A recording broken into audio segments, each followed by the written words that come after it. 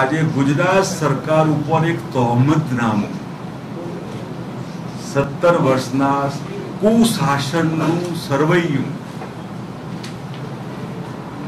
જે સરકારે ત્રણ ચૂંટણી ઢંઢેરામાં મેનિફેસ્ટોમાં પોકળ વચનો આપ્યા અને એના 5% વચનો પણ પૂરા કર્યા નથી.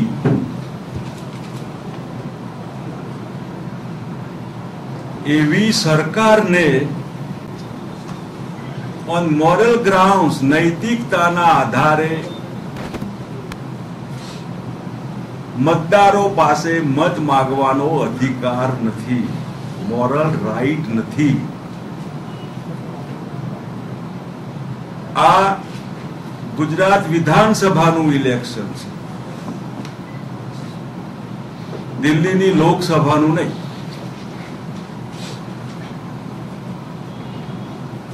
પ્રજાને છેતરવા માટે દિલ્હી સરકારે અન્યાય કર્યો. ડોક્ટર મનમોહન સિંહ, મેડમ સોનિયા ગાંધી, રાહુલ ગાંધી, છેલ્લે અહેમદભાઈ, અહેમદ મિયા પટેલ, આ બધું આજે વાહિયાત વાતો એનો હિસાબ એમને આપવાનો. દિલ્હીએ અન્યાય નથી કર્યો, અન્યાય ગુજરાતની સરકારે ગુજરાતના મતદારોને કર્યો છે. એના મુદ્દા આમાં જે મુદ્દા તમને આપીએ છે એ કેટલો અન્યાય કર્યો છે ગુજરાત સરકારે, જેના હાથમાં ન્યાય કરવાનો હતો. પ્રજા સમક્ષ, મતદારો સમક્ષ અમે કહીએ છીએ કે તમે ગુજરાતને અન્યાય કર્યો, ગુજરાતની જનતાને અન્યાય કર્યો. દિલ્હીની ભારત સરકારે ગુજરાતને અન્યાય નથી કર્યો. ગવર્મેન્ટ છે, એનડીએ વખતે ને યુપીએ વખતે એ પ્રોસેસ વાળી એક પ્રક્રિયા છે સેન્ટ્રલ ગવર્મેન્ટની. કોઈ સરકારો પ્રત્યે ભેદભાવ નથી હોતો અને ગપ્પા મારવાની હદ હોય. દાખલા તરીકે સોનિયાબેન ગાંધીની નજર ગુજરાતની તિજોરી પર છે. ગુજરાતની તિજોરી ભારત સરકારની તિજોરી કરતા મોટી છે કે? મને કોઈ તો સમજાવે આ માનસિક વિકૃતિ આર્ગ્યુમેન્ટ. તો તમે 14,000 કરોડની શેના ભીખ માંગેલી? હમણાં ડ્રોટ નહીં પડ્યો, દુષ્કાળ નહીં પડ્યો તો 14,000 કરોડ માંગ્યા કેમ? તમે તો 1,43,000 કરોડનું દેવું છે આ તિજોરીમાં. તિજોરી છે કે આ તળિયા ઝાટક છે તિજોરી? ગુજરાતની જનતાને આ બધી ખબર છે, સબ જાનતે હૈ. એટલે આવી વાતો જેનો કોઈ મતલબ નથી, નોન ઇસ્યુ ને ઇસ્યુ. ગુજરાત 2000 માં જ પેદા થયું હોય, 2002 માં જ આ રાજ્ય બન્યું હોય, એવી માનસિકતા સાથે ઇલેક્શનમાં નોન ઇસ્યુ ને ઇસ્યુ બનાવવાના. ઇલેક્શનના મુદ્દા ન હોય એને મુદ્દો બનાવો. એક પણ મુદ્દો 2002 ને 2007 માં ગુજરાત સરકારનો એક પણ મુદ્દો વિકાસની વાતનો નથી. આનો તો મને કોઈ એની વિડીયો કેસેટ બતાવે 2002-2007 ના ભાજપના ઇલેક્શનના પ્રચારની. નોન ઇસ્યુ ને ઇસ્યુ 2002 બધાને યાદ છે, 2007 બધાને યાદ છે. આજે કોઈ એવો મુદ્દો નથી સમાજને તોડવાનો, ધાર્મિક લાગણી કે સામાજિક લાગણી ઉશ્કેરવાનો. કોઈ મુદ્દો આજે નથી. તો કયો મુદ્દો? વળી પાછું હિસ્ટ્રી રિપીટ્સ. 2002, 2007 અને 2012 માં અહેમદ મિયા પટેલ. આવી હલકી ભાષા એ શોભા નથી દેતી.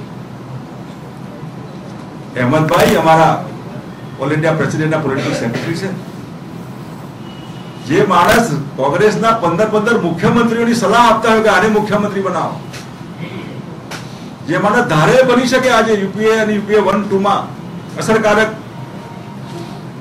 એને તમે ગુજરાતના ઇલેક્શનમાં તમારા વ્યક્તિગત ટૂંકા સ્વાર્થ માટે એમાં તમે ઢસડો. એટલે આ એક માનસિક વિકૃતિના દાખલા તમને આપું છું, જેનો કોઈ મતલબ નથી. અને જે 12 મુદ્દા અમે આપ્યા છે જેમાં આમાં છે જ કે ડોક્ટર મનમોહન સિંહજીએ પેટ્રોલ ડીઝલ પર વેટ ઓછો કરવાની ના પાડી હતી.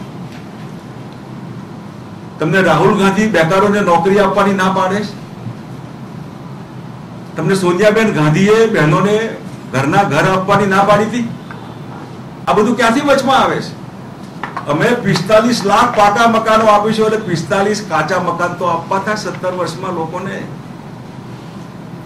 આવી હંબક વાહિયાત વાતો જે 2002-2007 ના ઇલેક્શનના એમના ઢંઢેરાના વચનો એ ફોકટ ગયા છે.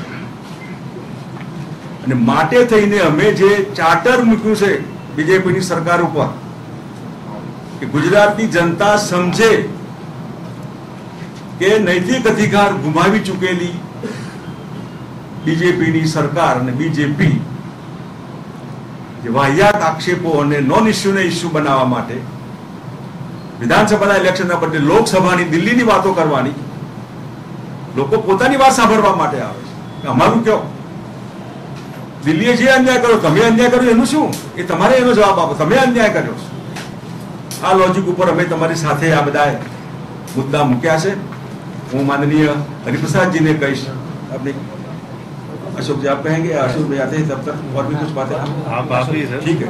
तो चार्जशीट तो आप ही लोगों ने तो જે ચાર્જશીટ નું તમને હમણાં આપશે કે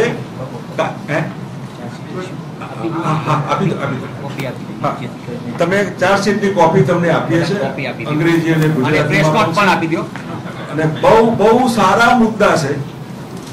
કાયદો અને વ્યવસ્થા બહાર બધાને એમ છે કે ગુજરાતમાં લીલા લહેર છે.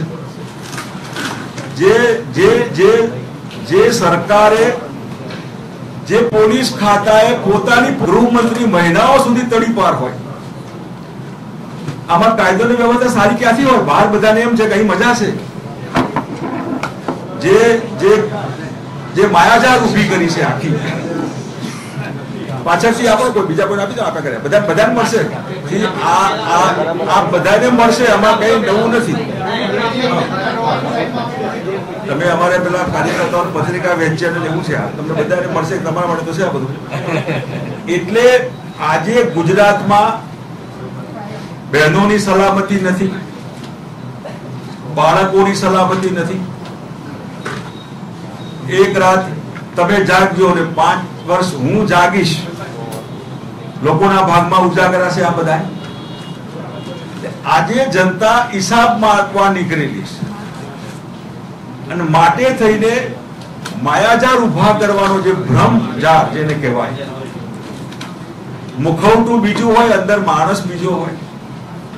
3D માં સિનેમાના પડદા જેવું, અને પબ્લિકમાં હિંમત હોય તો લોકોના વચ્ચે જાવ ને. તમે સિનેમાના પડદાનો શું કામ ઉપયોગ કરો? એ બી કરોડો રૂપિયાથી. જે સરકારે કરપ્શનમાંથી ભાગવા માટે લોકાયુક્તની લડાઈમાં સુપ્રીમ સુધી પ્રજાના ખર્ચાની પૈસાના ખર્ચાની બરબાદી કરે છે. તમારા નૈતિક હિંમત હોય તો તમારે લોકાયુક્તને આવકારવું જોઈએ. કોઈ પણ લોકાયુક્ત હોય, તમે જો ચોરી ન કરી હોય, તમે ચોર ન હોય, તમારે ડરવાની ક્યાં જરૂર હતી? એટલા માટે આ બધા જ મુદ્દા અતિ મહત્વના છે અને એ મુદ્દામાં કાયદો અને વ્યવસ્થા, ગુજરાતની આર્થિક વિકાસ, અને હું પ્રમુખશ્રીને કહીશ કે આ પ્રમાણે આગળ વધારે મુદ્દા ફોકસ કરે. जो स्टार और नॉन स्टार क्वेश्चन से मिले हुए हैं, आरटीआई के तहत जो हमें इंफॉर्मेशन दी गई उनके आधार पर ये पूरी चार्जशीट तैयार की गई है. 17 साल में गुजरात का विकास का एक वर्चुअल पिक्चर, आभासी पिक्चर दुनिया के सामने पेश किया गया और इसी वजह से ही आज नरेंद्र मोदी जी खुद प्रजा के बीच में जाने से डर रहे हैं. इसलिए 3D के जरिए वो खुद वर्चुअल के रूप में वहां जाते हैं. इतना प्रजा से उसके डर है कि आज के दिन में वो आम सभा डायरेक्टली संबोधन करने से पीछे हटते हैं. जो हर क्षेत्र में प्रजा को जो अधिकार दिया गया था वो अधिकार वापस लिया गया. बोलते हैं कि कांग्रेस ने 40 साल तक शासन किया, लेकिन 40 साल में हमारे बच्चे सुरक्षित थे, महिलाएं सुरक्षित थी, और नरेंद्र मोदी के 5 साल के शासन में ही 14,000 बच्चे हमारे मिसिंग हुए, गुम हुए, और उसके लिए कुछ नहीं किया जा रहा है। सारी पुलिस, सारा वहीवटी तंत्र, मोदी जी का जो पॉलिटिकल प्रोग्राम है सरकारी खर्च पर, वो सफल बनाने के लिए पूरा तंत्र लगा हुआ है, लेकिन हमारे बच्चों के लिए उन्होंने कुछ नहीं किया। सबसे ज्यादा मंदिर यहां लूटे गए, सबसे ज्यादा महंत और साधुओं की यहां हत्या हुई, 12,55,000 यहां रिकॉर्ड के तहत पर क्राइम रिकॉर्ड किया गया।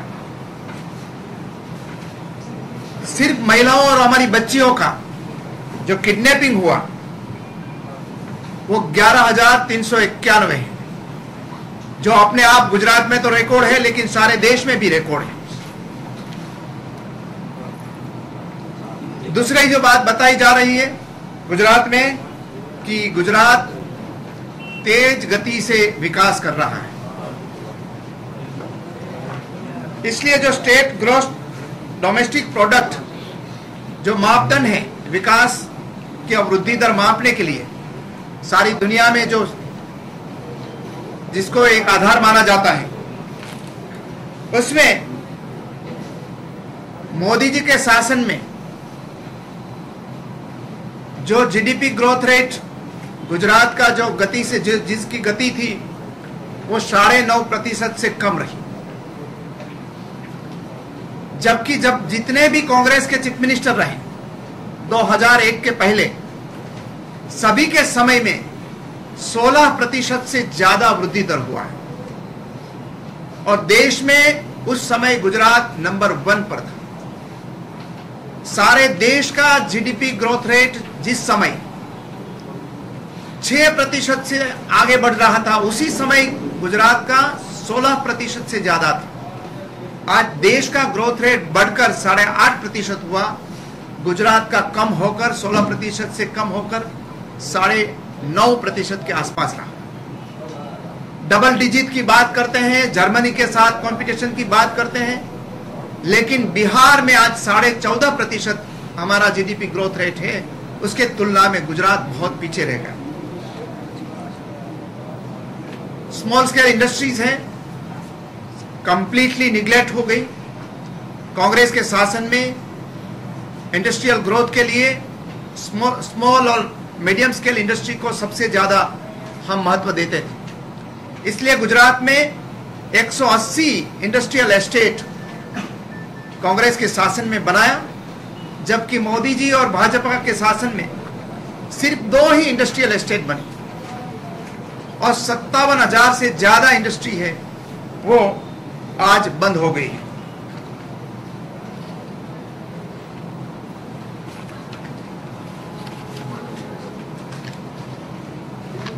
गुजरात में बोलते हैं कि आर्थिक हमारी जो वित्त व्यवस्था है वो ठीक है, लेकिन देश में सबसे ज्यादा जो 4 कर्जवान स्टेट है उसमें गुजरात चौथे नंबर पे है। 1,40,238 करोड़ रुपीस का कर्ज आज गुजरात पर है।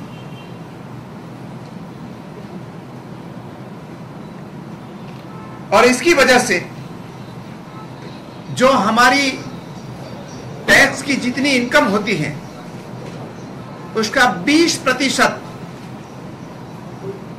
हिस्सा डेट सर्विसेज में इंस्टॉलमेंट और हमारे जो उसके इंटरेस्ट रेट है उसमें लगाने के लिए 20% सिर्फ उसमें ही खर्च हो जाता है। ह्यूमन डेवलपमेंट इंडेक्स में गुजरात का जो परफॉर्मेंस है वो वर्स्ट है। सबसे जो कमनसीब बात है गुजरात के लिए कि गुजरात के मुख्यमंत्री ने बड़े इंडस्ट्रियलिस्ट की तिजोरी की चिंता हमेशा की है, लेकिन आज तक उन्होंने हमारे जो मानव संपदा है, जिनके लिए सरकार बनी है, गुजरात के प्रजाजनों 6.5 करोड़ 6.25 करोड़ से ज्यादा जो आम आदमी है, उनकी तंदुरुस्ती, उनका एजुकेशन, उनका हेल्थ, उसमें गुजरात सरकार का परफॉर्मेंस बैड नहीं है, वर्स्ट है। और ये सरकार के जो आंकड़े दिए गए उसके आधार पर अभी आंकड़े दिए गए हैं, उसमें सबसे ज्यादा हालत खराब है तो हमारे बच्चों की है।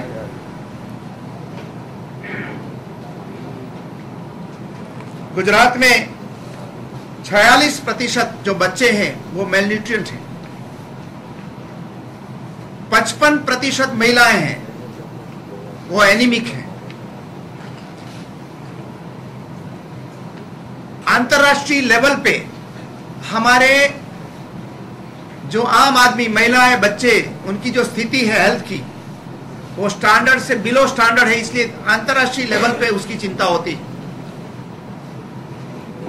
जब एक इंटरनेशनल जर्नलिस्ट ने पूछा कि गुजरात की महिलाओं इतनी कमजोर क्यों हैं, उसी समय मोदी जी को उसकी चिंता होनी चाहिए, लेकिन महिलाओं का मजाक उड़ाया गया और उन्होंने उस समय कहा कि गुजरात की महिलाएं ब्यूटी कॉन्शियस ज्यादा हैं, इसलिए कम खाती हैं, इसलिए वो वीक हैं, इसलिए बच्चे भी वीक हैं। बड़ी मजाक है। आदिवासी महिलाओं को जो कैलोरी मिलनी चाहिए वो 20 साल में कैलोरी जो रिक्वायरमेंट कैलोरी है और उसको मिलती है, उसमें 25% सरकार के आंकड़े के तहत वो कम हुई है। इसलिए कि गुजरात की महिलाओं और परिवार की जो आमदनी है वो गुजरात में आम लोगों की आमदनी कम हुई है। जो ओवरऑल ह्यूमन डेवलपमेंट इंडेक्स है उसमें गुजरात 11th प्लेस पर है, ऑलमोस्ट लास्ट प्लेस पर। और जो शिक्षा के क्षेत्र में भी हम 21st प्लेस पे, वो उसमें भी लास्ट में है।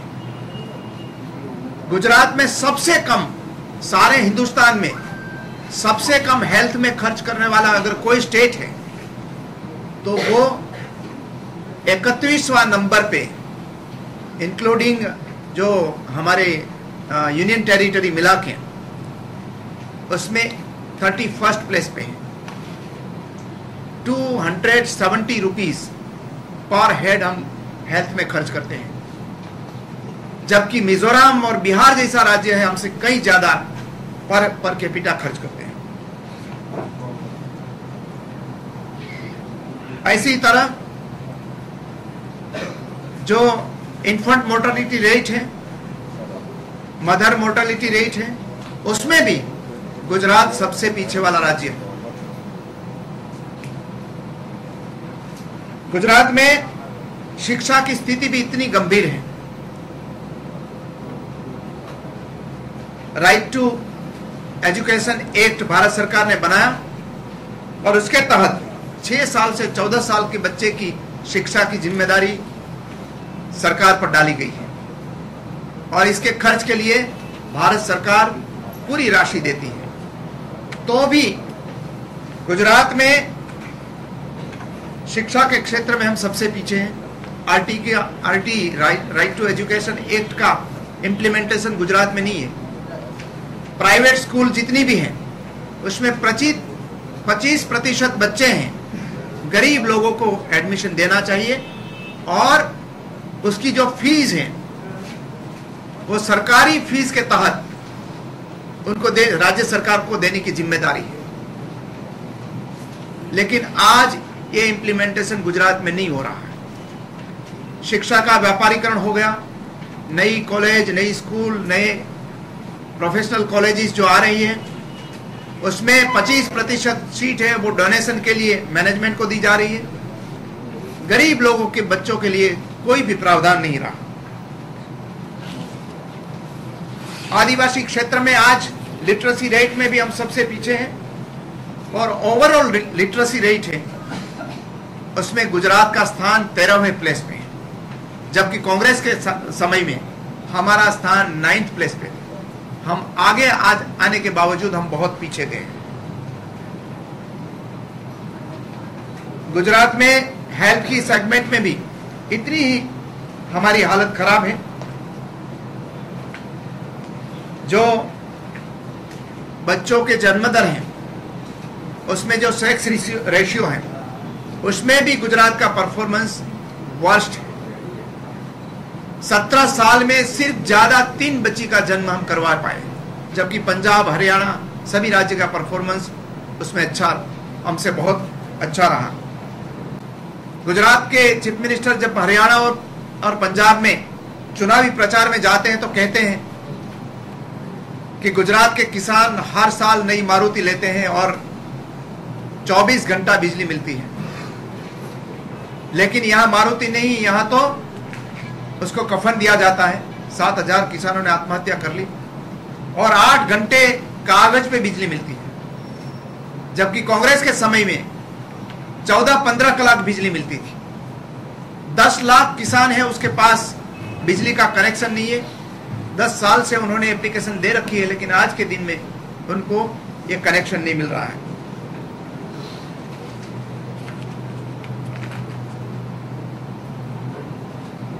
गुजरात ही एक ऐसा राज्य है जो फर्टिलाइजर पर टैक्स लेती है। भारत सरकार 1 लाख करोड़ की सब्सिडी फर्टिलाइजर पर देती है, उसके सामने गुजरात की सरकार किसानों से ये सब्सिडाइज फर्टिलाइजर पर टैक्स डाल के 400 करोड़ रुपीस की आमदनी करती है। और पेट्रोल डीजल भी सबसे ज्यादा महंगा गुजरात में है, इसलिए कि 100 रुपीस का पेट्रोल और डीजल लेते हैं 100 रुपीस का, तो 26 रुपया राज्य सरकार ले जाती है। वो टैक्स भी सारे हिंदुस्तान में सबसे ज्यादा है।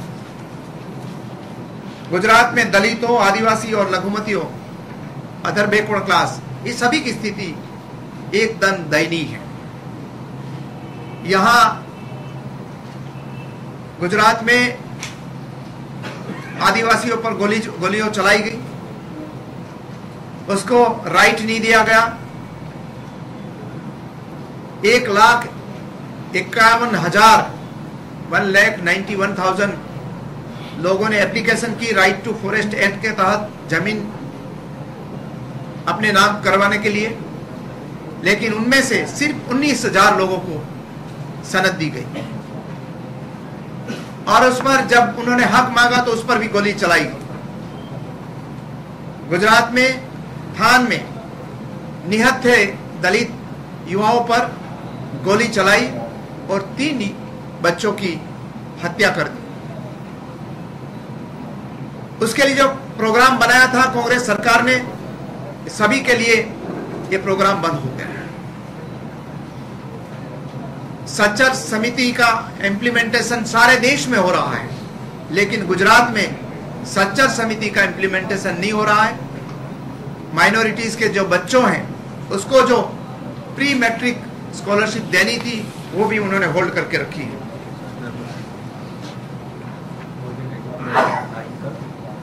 गुजरात में जो संगठित और असंगठित क्षेत्र के जो कामदार हैं उनके लिए जो कानून है वो कानून का अमल आज गुजरात में नहीं हो रहा है।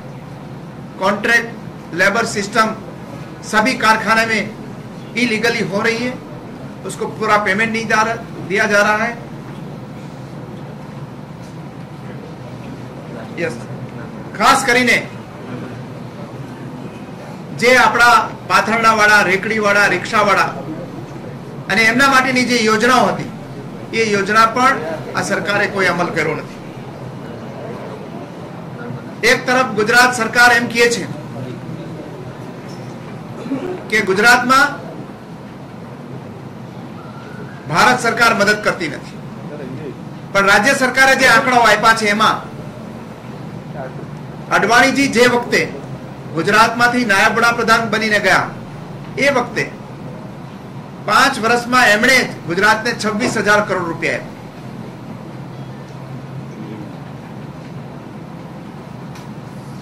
गुजरात को एनडीए के शासन में 26,000 करोड़ रुपीस मिला और यूपीए के शासन में इसी 5 साल में 60,000 रुपीस,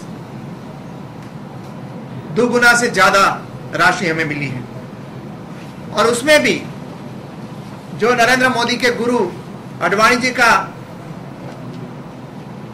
जो मत क्षेत्र है गांधीनगर, उनमें 18 साल से वो एमपी रहे, एक प्रोजेक्ट नहीं लाए। यूपीए सरकार आई और यूपीए सरकार ने गांधीनगर को आईआईटी दी, सेंट्रल यूनिवर्सिटी ऑफ गुजरात दिया, NID national institute of design का नया कैंपस दिया, रेलवे कनेक्टिविटी गांधीनगर को दी, अहमदाबाद की सिविल हॉस्पिटल है उसको नेशनल इंस्टीट्यूट ऑफ हेल्थ का दर्जा देकर 100 करोड़ रुपीस की राशि दी और अहमदाबाद को मेट्रो सिटी का दर्जा दिया और Jawaharlal Nehru urban renewal mission में मिशन सिटी के तहत 5,000 करोड़ रुपीस का प्रोजेक्ट दिया। जबकि अडवाणी जी ने, नरेंद्र मोदी जी के गुरु ने, ये गांधीनगर मत क्षेत्र को 0 राशि दी।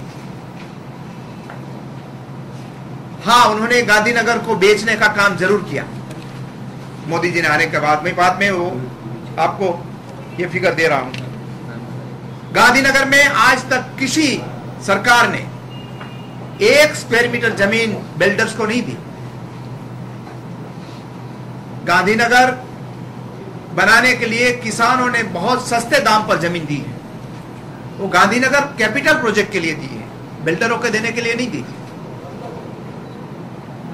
भारत सरकार के जो डिफेंस मिनिस्ट्री है, उसका एयरफोर्स ने 6 साल तक उसका हेडक्वार्टर साउथ वेस्ट का बनाने के लिए उन्होंने 6 साल तक जमीन मांगी, लेकिन उनको जमीन नहीं दी।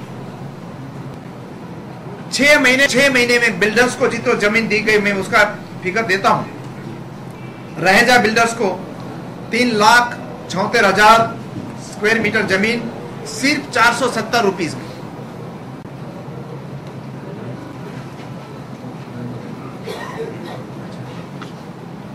सबसे मुश्किल गुजरात में हो गया तो रोटी, कपड़ा और मकान सविशेष तौर पर।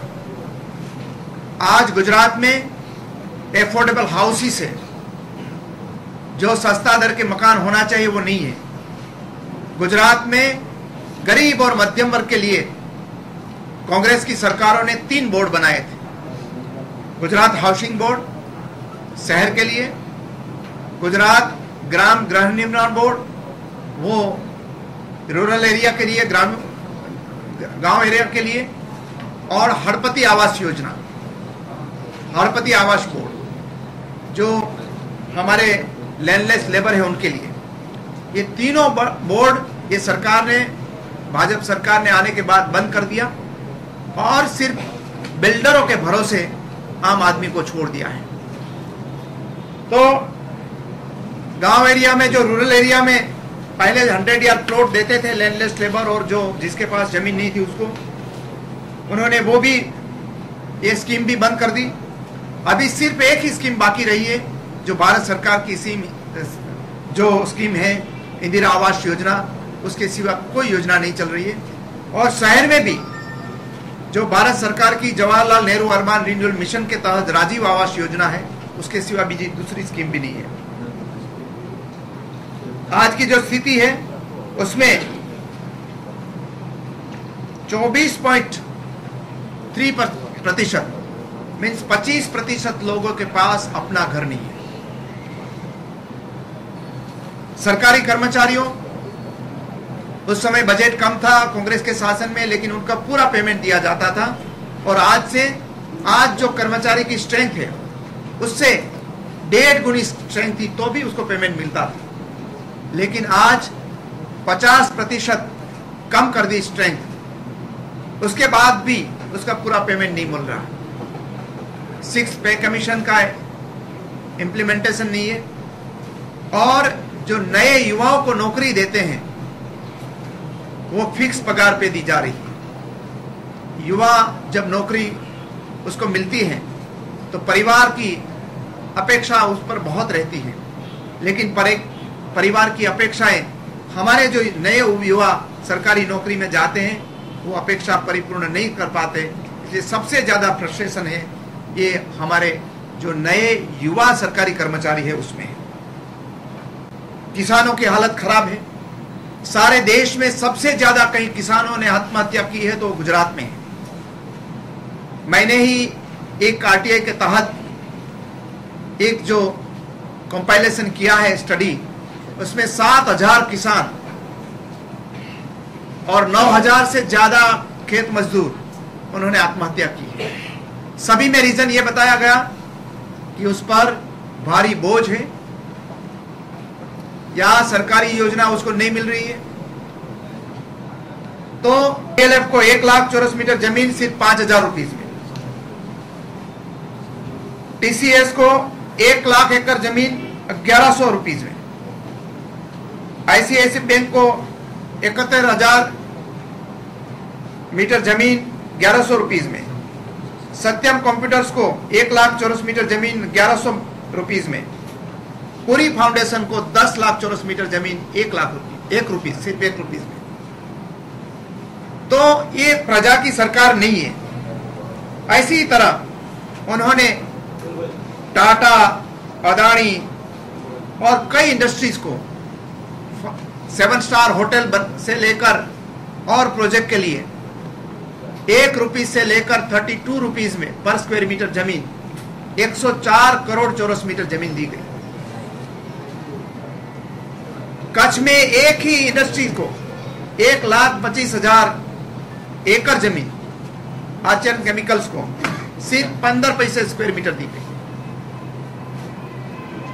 और 17 स्कैम में उन्होंने 1 लाख करोड़ का भ्रष्टाचार किया। लेकिन आज तक लोकायुक्त की जो डिमांड है गुजरात की, लोकायुक्त एक्ट के तहत 8 साल से उसकी अपॉइंटमेंट नहीं होने दे रहे हैं। वो जानते हैं कि लोकायुक्त आएगा तो उसकी हालत भी येदुरप्पा की तरह होगी।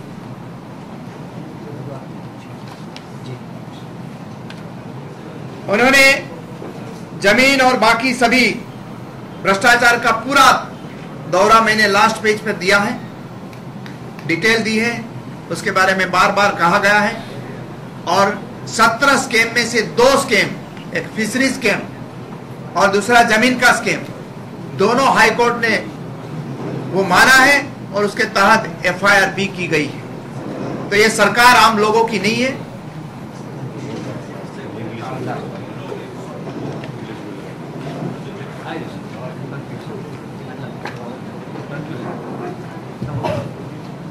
और ये जो सभी हमने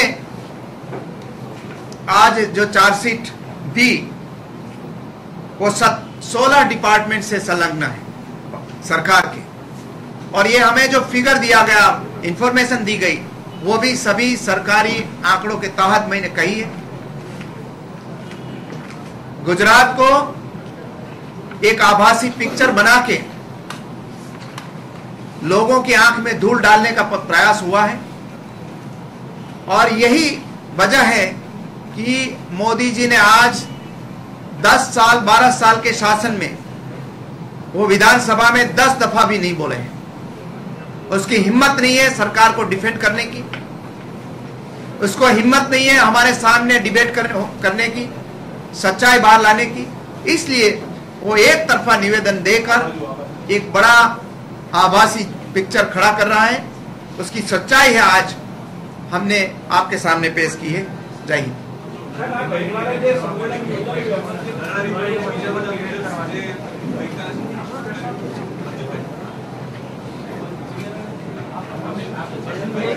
पॉइंट नंबर 12 में 400 और मैं आज फिर से कहता हूं कि उनका मैनिफेस्टो जो बंडल्स ऑफ लाइज है वो तो पहले बार आ चुका था। उसका तंत्र ऐसा है कि वो सारी दुनिया में वो वहां प्रिंटिंग में जाए उसके पहले लोगों के पास आ जाता है। आज बंडल्स ऑफ लाइज आएंगे, इतना हम घर बनाएंगे, इतना स्कूल बनाएंगे, इतनी ITI बनाएंगे, ऐसा उन्होंने दिया है। मेरा उनसे एक ही सवाल है कि आज के दिन में जैसी तरह उन्होंने कहा था कि 15,000 करोड़ का वन बंधु कल्याण पैकेज, 11,000 करोड़ का सागर खेड़ू पैकेज और 13,000 करोड़ का गरीब समृद्धि पैकेज उन्होंने दिया था, लेकिन उनमें से 1 रुपीस का भी प्रावधान बजट में आज तक नहीं किया है। 1 रुपीस का प्रावधान नहीं। ऐसी ही तरह ये बंडल सप्लाईज आज लोगों के सामने रखेंगे वो, और वो झूठे वादे के सिवा और कुछ नहीं है। ऐसे वादे उन्होंने बार बार दिए, लेकिन गुजरात की जो संपदा है, रिसोर्सेस है, वो जमीन का संपदा हो, बजट हो, जंगल की जमीन हो, कोस्टल बेल्ट की लैंड हो, ये सभी उन्होंने आम लोगों के लिए खर्च करने के बावजूद ये सभी खर्च उन्होंने बड़े इंडस्ट्रियलिस्ट को पीछे किया है। इसकी वजह यह है कि उन्होंने 10 साल में एक इरिगेशन प्रोजेक्ट नहीं बनाया, एक भी नहीं। एक डैम का खातमुहूर्त नहीं किया, एक भी फिशरीज पोर्ट का खातमुहूर्त नहीं किया, फाउंडेशन लेइंग सेरेमनी भी नहीं की। नर्मदा योजना का काम 17% से आगे नहीं बढ़ा। तो ये झूठे वादे होंगे, ये आपको सब थोड़ी देर के बाद मालूम पड़ेगा। Thank you. सर एक खबर आ रही है कि श्वेता भट्ट जी को जीपीपी के उम्मीदवार ने समर्थन घोषित कर दिया है। आज चार्जशीट के सिवा आपको कोई जवाब नहीं मिलेगा। चार्जशीट के ऊपर कोई बोलना है तो आप पूछ सकते हैं।